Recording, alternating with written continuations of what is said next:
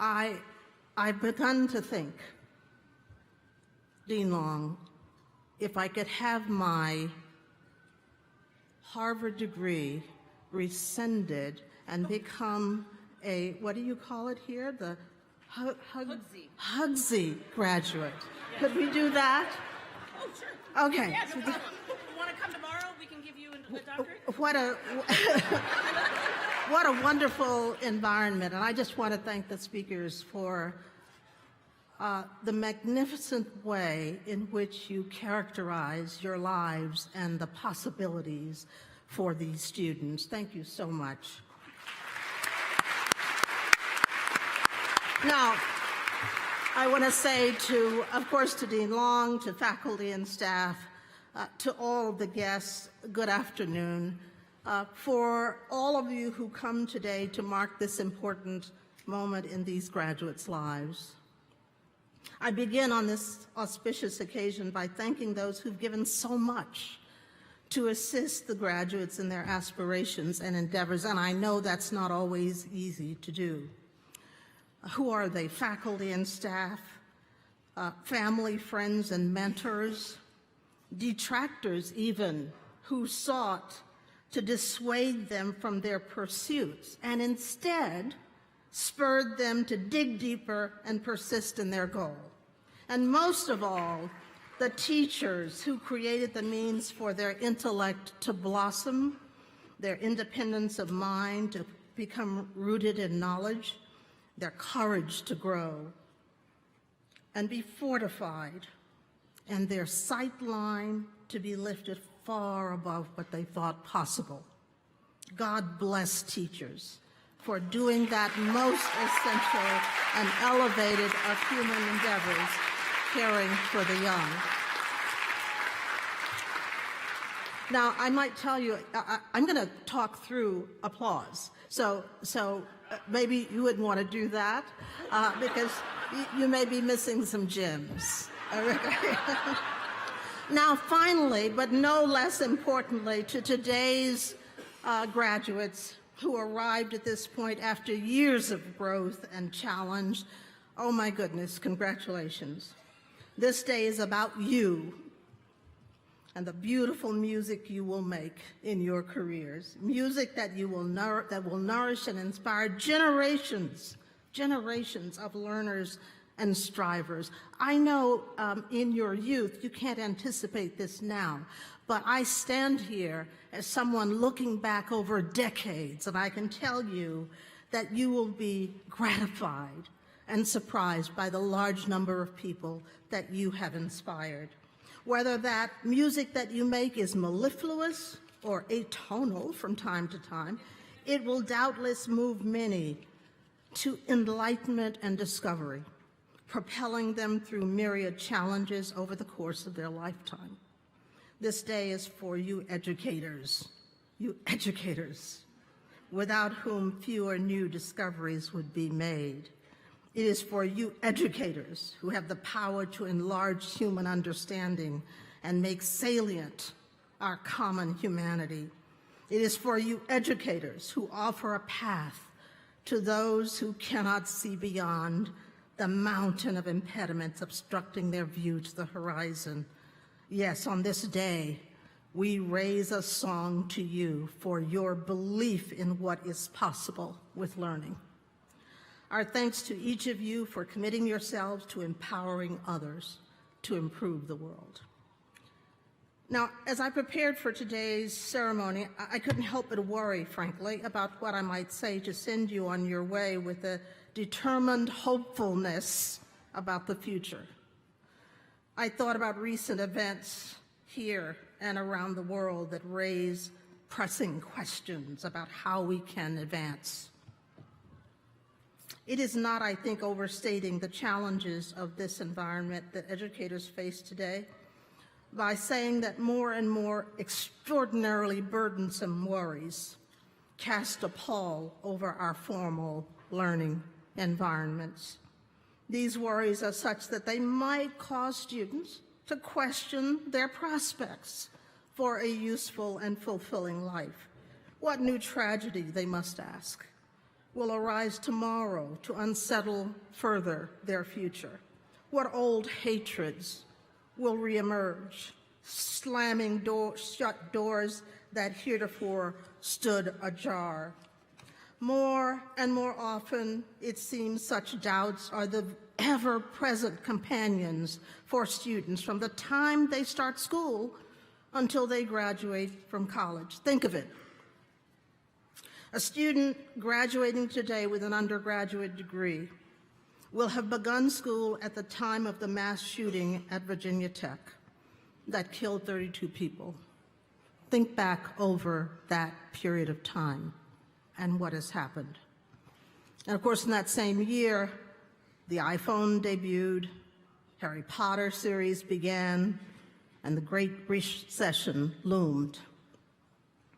They and every generation of learners since have grown up and studied through a dizzying array of events that call into question whether modern society will ever afford the ever hoped-for steady upward trajectory of progress. Fortunately, you will be called on to provide that hope to those who face ever-present doubts as they attempt to focus on doing their best. Yeah, maybe there was a time when educators like you chose their path because of the certainty that it offered. While they perhaps knew there might be ruts along the way, they thought they could be managed. But the frequency of destabilizing events today has added a new dimension to the consideration of a career in education. Whether teacher, administrator, researcher, policymaker, or leader, educators are now frontline workers with the task of not merely providing a service, but the duty to bring to the world a vision of what is possible, even when signposts read, "Danger ahead, do not proceed." I must confess, you might not believe this looking at me, but I use a GPS. And I do. But I'm always startled and troubled, really, when the voice from this application says ominously, "Caution, danger ahead." It throws me every time. The warning sends me into a state of high apprehension. I immediately begin to worry about what I will face ahead. Should I exit the road and look for an alternative route? Should I just slow down to a creep? How will I react if there's a serious accident ahead and there are injuries? Will that picture be in my mind for the rest of the day? And of course, most frequently, I proceed with caution only to discover that the ominous voice has overstated the danger. But nevertheless, the warning has had an effect on me. Warnings do that. Signs do that to us. Such is the difficulty of these times when ominous warnings and real catastrophic events are ubiquitous, causing us to be wary of the path ahead.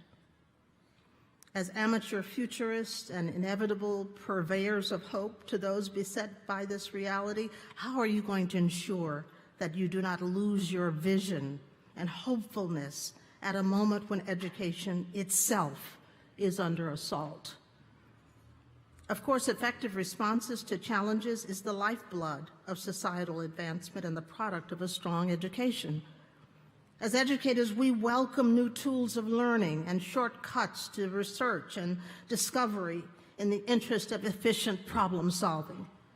The advent of computing and other technologically advanced devices that speed time to and enlarge the capacity of problem solving has not only facilitated many life-saving and life-sustaining efforts, but it has also made possible ready access to information that would previously have been inaccessible. There is no question that the learning environment is richer for the students and teachers able to take advantage of these tools. Yet, we have not yet discovered the means to accommodate the need for greater cultural understanding, in spite of the fact that much information is now available to us in ways that should assist us in being more aware of the complexity of the world and the variety of people inhabiting it. While in previous times we believed that narrowness of mind was a condition of not having access to information, we now can see that the narrow vision that afflicts us is often a willful condition, enabled by self-applied blinders. And so, in spite of the growing number of aids to education, we have, it seems, a growing number of impediments to full enlightenment. What does the educators face in this new environment? At a moment when we should be the most informed, poisonous, invective-laden, and unsubstantiated assertions are hurled across political divides and into our schools and colleges.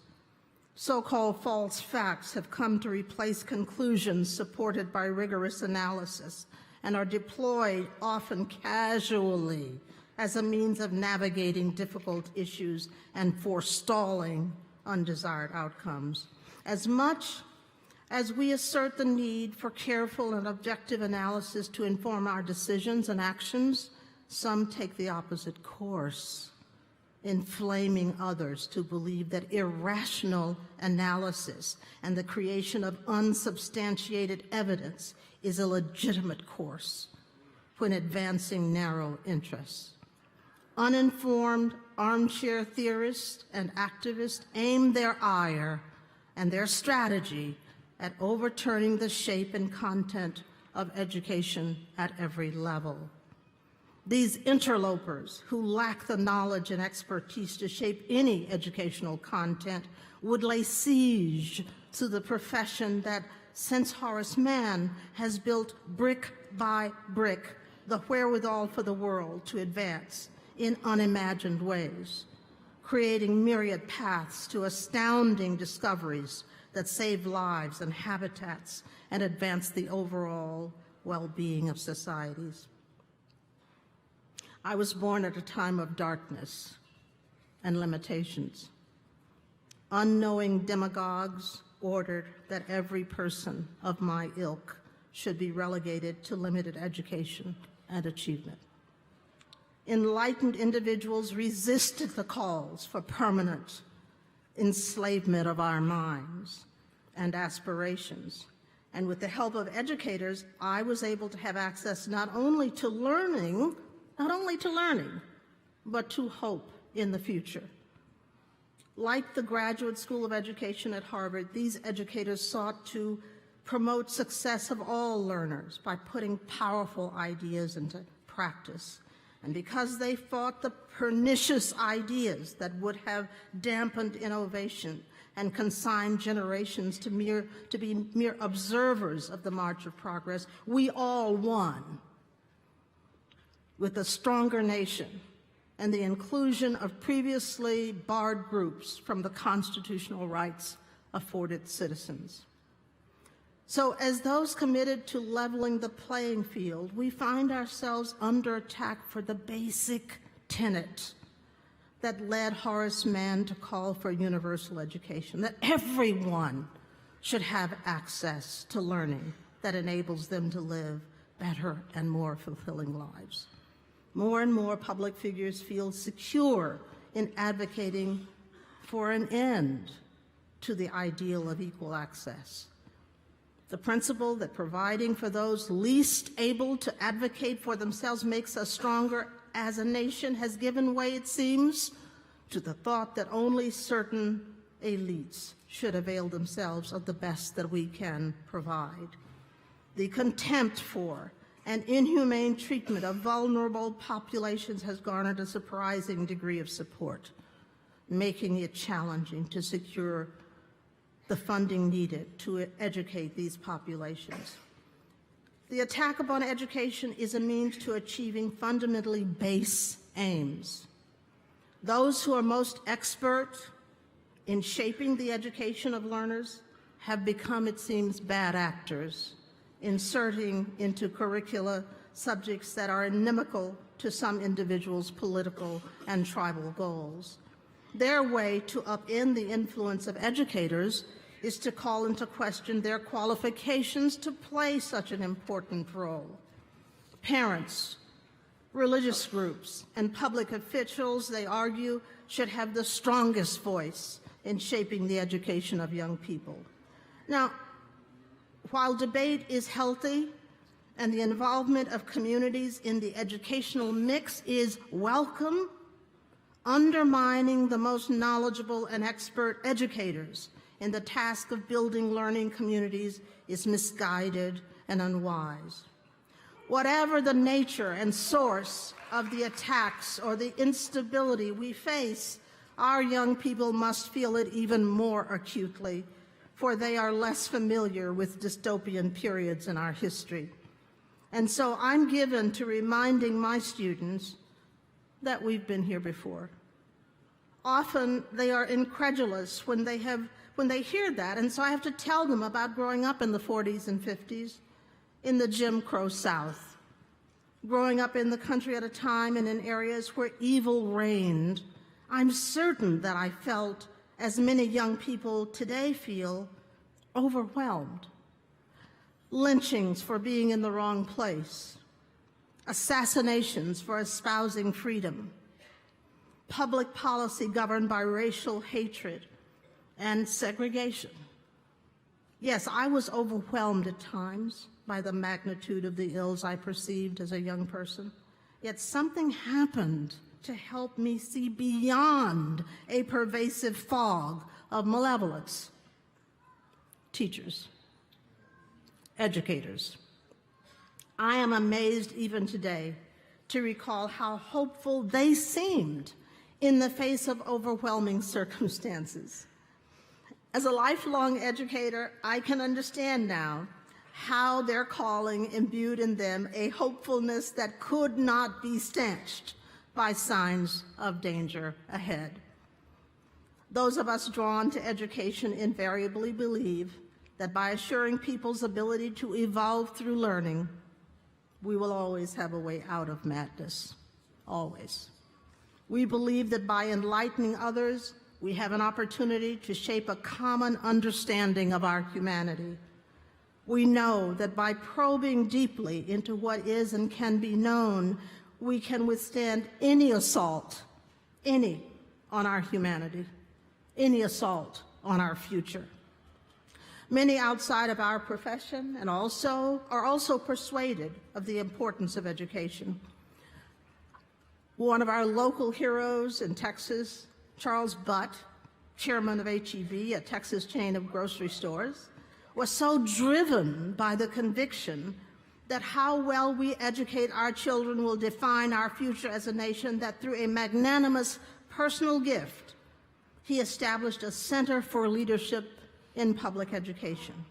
His project, the Holdsworth Center, whose board I was pleased to chair for 6 years, has helped over 1,400 educators from 50 school districts build strong leadership. That is what it will take to weather the current environment. The support of educators, business people, volunteers, and others of equally good faith who agree that only courageous and able educators can continue to protect the ability of all children to have access to the education they deserve.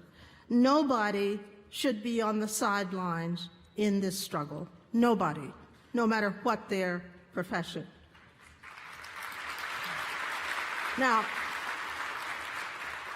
here's what I really want to say to you today. You, more than anybody I can think of, have at your disposal the capacity to shape the future.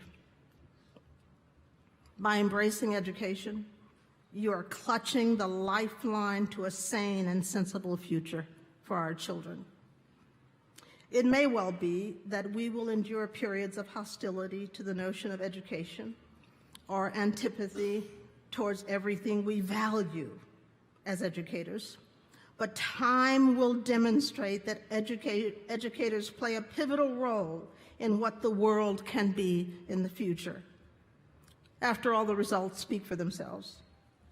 Learners have, across centuries, benefited from the courageous actions of theorists, inventors, philosophers, writers, artists, and others who have together formed a powerful redoubt against misguided individuals who sought to ban knowledge and limit the capacity of learners. Now, it is our turn